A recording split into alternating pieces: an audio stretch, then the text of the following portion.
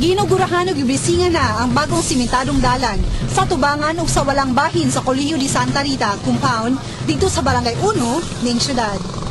Agig pag-abri sa maong dalan, gihimo ang ceremonial cutting of ribbon nila ni City Mayor Bong Lacson ug ni Vice Mayor Gingo Valmayor Jr. nga sinaksihan sa mga madres sa maong tulungan, mga magtutudlo, mga estudyante ug mga barangay opisyales.